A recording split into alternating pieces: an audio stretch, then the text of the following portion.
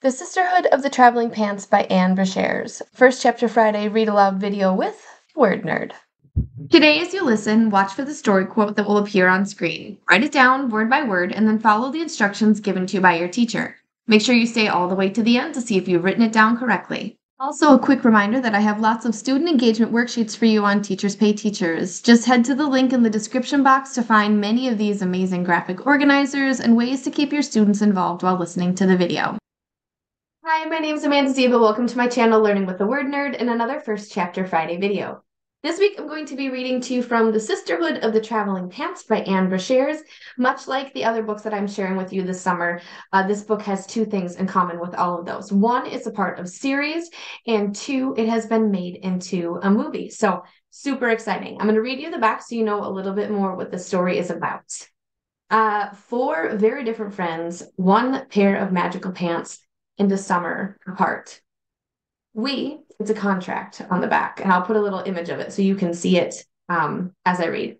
We, the Sisterhood, hereby instate the following rules to govern the use of the traveling pants. Rule number 1, you must never wash the pants. Rule number 2, you must never double cuff the pants. It's tacky. There will never be a time when this is not tacky. 3, you must never say the word fat, P-H-A-T, while wearing the pants. You must also never think, I am fat, F-A-T, while wearing the pants. You must never let a boy take off the pants, although may you want to take him off in his presence. Number 5, you may not pick your nose while wearing the pants. You may, however, scratch casually at the side of your nostril while not really picking. Rule number 6, upon a reunion, you must follow the proper procedures for documenting your time in the pants. Number 7, you must write to your sisters throughout the summer, no matter how much fun you are having without them. Number 8, you must pass the pants along to your sisters accordingly to the specifications set down by the sisterhood. Failure to comply will result in a severe spanking upon our reunion. Rule number 9, you must not wear the pants with a tucked-in shirt and belt. See rule number 2. And finally, rule number 10, remember, pants equal love. Love your pals. Love yourself.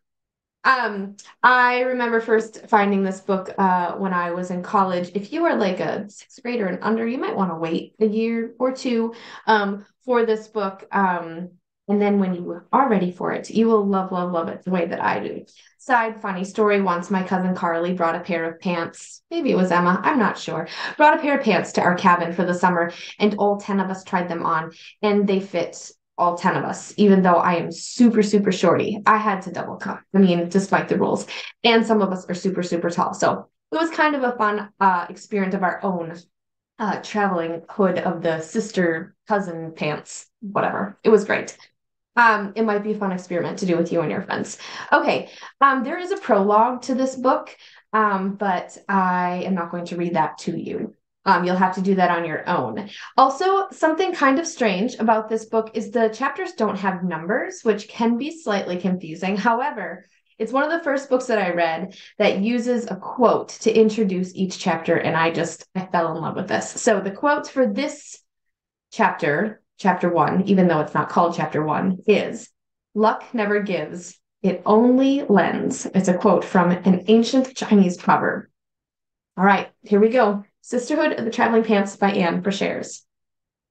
"Can you close that suitcase?" Tibby asked Carmen. "It's making me sick." Carmen glanced at the structured canvas bag splayed wantonly in the middle of her bed.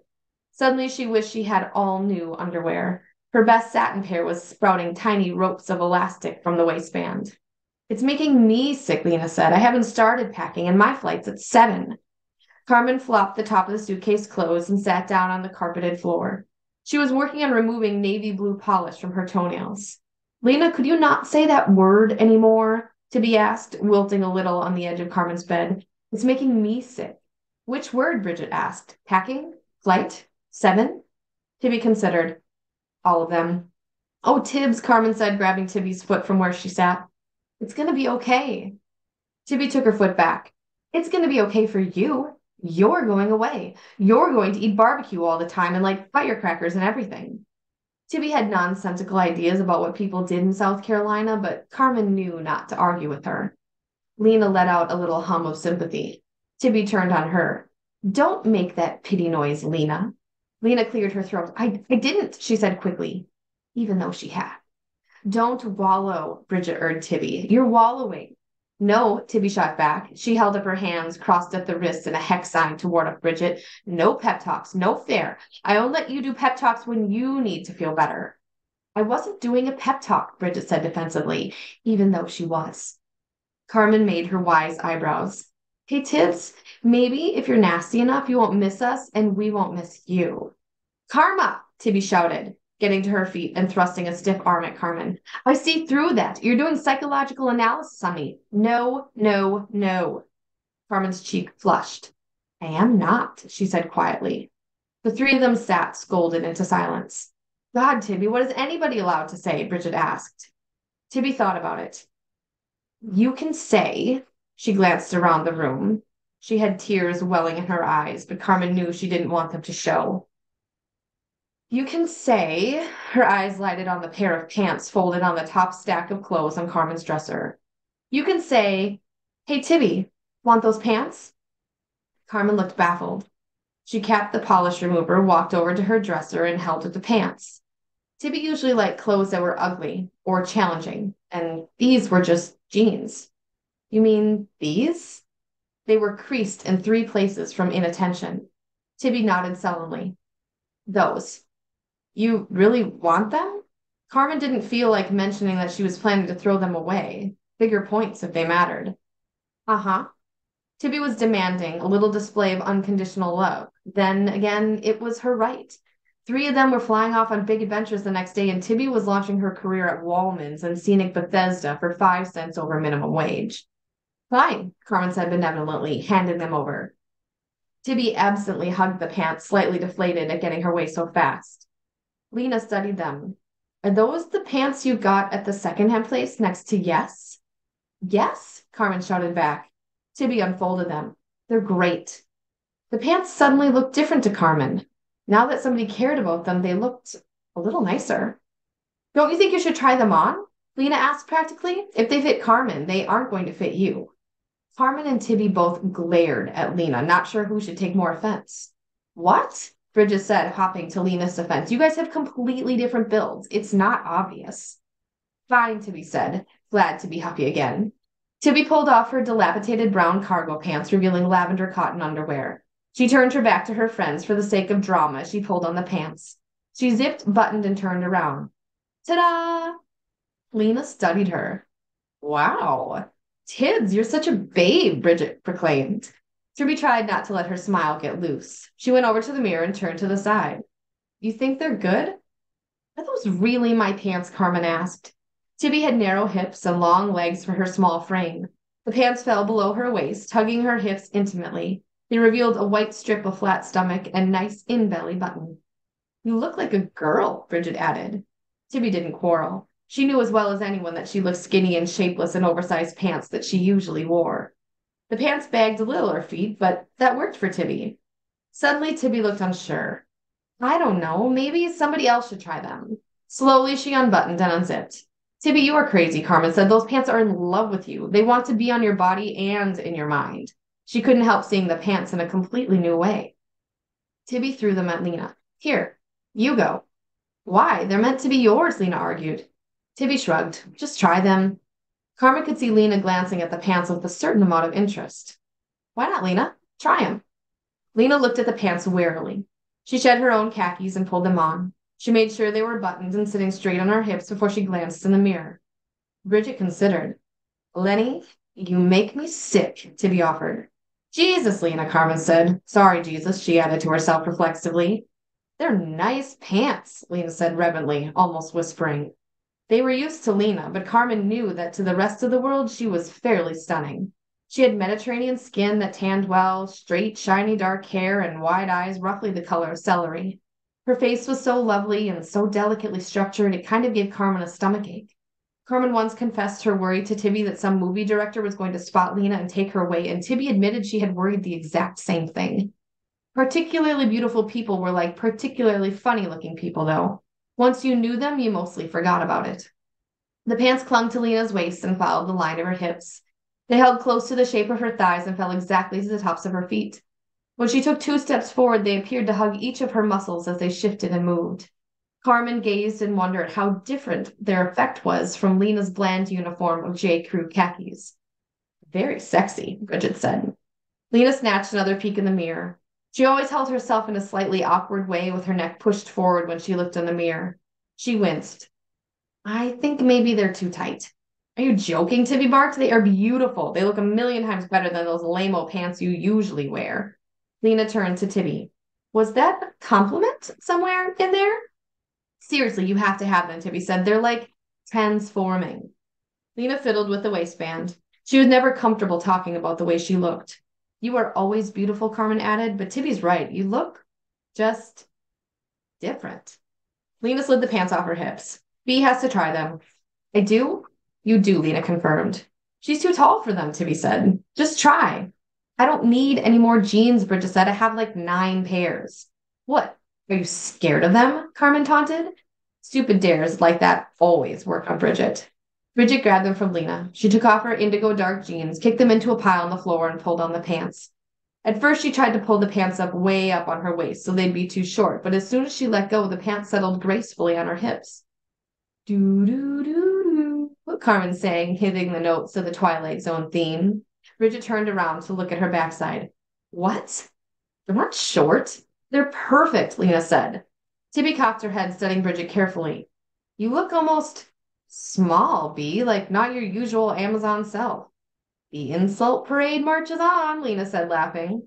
Bridget was tall, with broad shoulders and long legs and big hands, and it was easy to think she was a big person, but she was surprisingly narrow through her hips and waist. She's right, Carmen said. The pants fit better than your usual ones. Bridget switched her butt in front of the mirror. These do look good, she said. Wow, I think I may even love them. You've got a great little butt, Carmen pointed out. Tibby laughed. That from the queen of butts. She got a troublemaking look in her eyes. Hey, you know how we find out if these pants truly are magical? How? Carmen asked. Tibby jiggled her foot in the air. You try them on. I know they're yours and all, but I'm just saying, scientifically speaking, that it is impossible for these pants to fit you two. Carmen chewed the inside of her cheek. Are you casting aspersions on my butt? Oh, Karma, you know I envy it. I just don't think these pants are going to fit over it, Tibby explained reasonably. Bridget and Lena nodded. Suddenly, Carmen was afraid that the pants that hugged each of her friends' bodies with loving grace would not fit over her upper thighs. She wasn't really chubby, but she had inherited her backside directly from the Puerto Rican half of her family. It was very nicely shaped, and most days she felt very proud of it. But here, with these pants and her 3 best-ass little friends, she didn't think that like standing out. She didn't feel like standing out like a big fatso. Nah, I don't want them, Carmen said, standing up and getting ready to change the subject. 6 eyes remained fixed on the pants. Yes, said Bridget, you have to. Please, Carmen, Lena asked.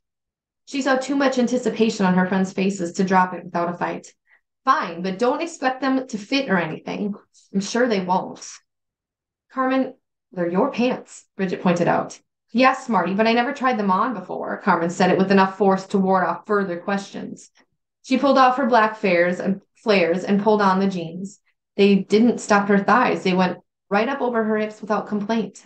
She fastened them. So? She wasn't ready to venture a look in the mirror yet. Nobody said anything. What? Carmen felt cursed. What? Are they that bad? She found the courage to meet Tibby's eye. What?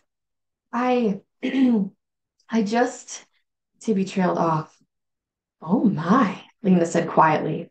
Carmen winced and looked away. I'll just take them off and we'll pretend this never happened, she said, her cheeks flushing. Bridget found words. Carmen, that's not it at all. Look at yourself. You are a thing of beauty. You are a vision. You are a supermodel. Carmen put her hand on her hip and made a sour face. That I doubt. Seriously, look at yourself, Lena ordered. These are magic pants.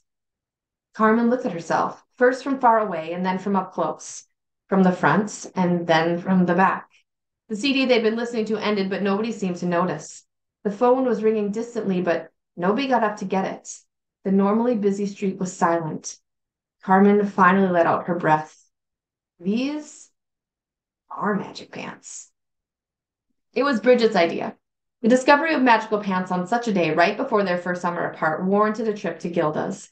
Tibby got the food and picked up her movie camera. Carmen brought the bad 80s dance music. Lena supplied the atmospherics. Bridget brought the large-sized bobby pins and the pants. They handled the parents' issue in their usual way. Carmen told her mom she'd be at Lena's. Lena told her mom she'd be at Tibby's. Tibby told her mom she'd be at Bridget's. And Bridget asked her brother to tell her dad that she'd be at Carmen's. Bridget spent so much time at her friends' houses, it was doubtful that Perry would pass on the message or that her father would think to be concerned, but it was part of the tradition. They all met up again at the entrance on Wisconsin Avenue at 9:45.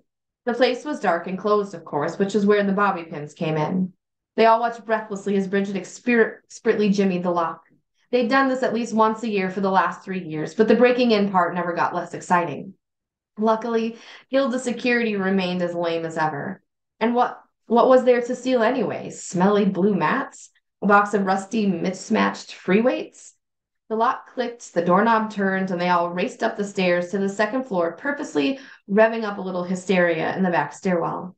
Lena set up the blankets and the candles. Tibby laid out the food, raw cookie dough from a refrigerated tube, strawberry Pop-Tarts with pink icing, and hard, deformed kind of cheese puffs, sour gummy worms, and a few bottles of Odwalla. Carmen set up the music, starting with an awful and ancient Paula Abdul tune, while Bridget leapt around in front of a mirrored wall. I think this was your mom's spot, Lenny, Bridget called, bouncing again and again on the indented floorboard. Funny, said Lena.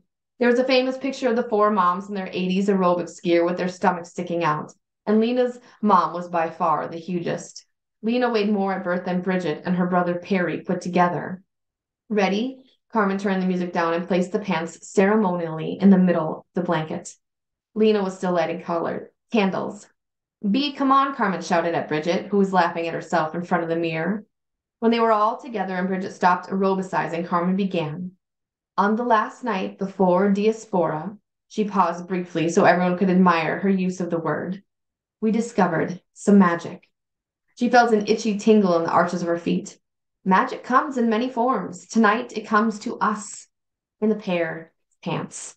I hereby propose that these pants belong to us equally, that they will travel to all the places we are going, and they will keep us together when we are apart. Let us take the vow of the traveling pants. Bridget excitedly grabbed Lena and Tibby's hands. Bridget and Carmen were always the ones who staged friendship ceremonies unabashedly. Tibby and Lena were the ones who acted like there was a camera crew in the room. Tonight, we are the sisters of the pants, Bridget intoned when they formed a ring. Tonight we give the pants the love of our sisterhood so that we can take that love wherever we go. The candles flickered in the big, high-ceilinged room. Lena looked solemn. Tibby's face showed she was struggling, but Carmen couldn't tell whether it was against laughter or tears. We should write down the rules, Lena suggested, so we know what to do with them, like who gets them and when. They all agreed, so Bridget stole a piece of Gilda's stationery and a pen from the little office. They ate snacks and Tibby filmed for posterity while they constructed the rules. The manifesto, as Carmen called it. I feel like a founding father, she said importantly. Lena was nominated to write because she had the best handwriting. The rules took a while to sort out. Lena and Carmen wanted to focus on friendship-ish type rules, stuff about keeping in touch with one another over the summer and making sure the pants kept moving from one girl to the next. Tibby preferred to focus on random things you could and couldn't do in the pants, like picking your nose. Bridget had the idea of inscribing the pants with memories of the summer once they were all together again. By the time they agreed on the 10 rules, Lena had held the motley list that ranged from sincere to silly. Carmen knew they would stick to them. Next, they talked about how long each of them should have the pants before passing them on, and finally decided that each person should send them on when she felt the time was right. But to keep the pants moving, no one should keep them for over a week unless she really needed to. This meant that the pants could possibly make the rounds twice before the end of summer. Lena should have them first, Bridget said, tying 2 gummy worms together and biting off the sticky knot. Grease is a good place to start. Can it be me next? Tibby asked. I'll be the one needing them to pull me out of my depression. Lena nodded sympathetically. After that would be Carmen, and then Bridget. Then, just to mix things up, the pants would bounce back in the opposite direction, from Bridget to Carmen to Tibby and back to Lena. As they talked, midnight came to divide their last day together from their first day apart. There was a thrill in the air, and Carmen could see from her friends' faces that she wasn't the only one to feel it. The pants seemed to be infused with the promises of summer. This would be Carmen's first whole summer with her dad since she was a kid. She could picture herself with him, laughing it up and making him laugh, wearing the pants. In solemnity, Lena laid the manifesto on top of the pants. Bridget called for a moment of silence. To honor the pants, she said. And the sisterhood, Lena added. Carmen felt tiny bumps rise along her arms. In this moment, in this summer, and the rest of our lives, together and apart to be finished. If you want to find out what the girls are up to this summer and the adventures that they have and how the pants fit into all of it and how they all fit into them, pick up a copy of The Sisterhood of the Traveling Pants by Anne Brashears from your school library, maybe your local public library if this is really in the summer when you're watching it, or a local indie bookstore. Those are always fun to visit. And if you can't find it at any of those places, you can find a link for it in the description box as well as the whole box series, and I'll also put a link for the movie there too if you're the kind of person who likes to watch the movie after you read the book, or maybe watch the movie before you read the book. I don't know, whatever order you want. Thanks so much for being here for this First Chapter Friday video. I'll see you again next time. Happy reading and happy summer. To continue reading The Sisterhood of the Traveling Pants and all the rest of the books in the series, I've got links for you in the description box and also links for the movies and so many other great things. So be sure to check out that description box.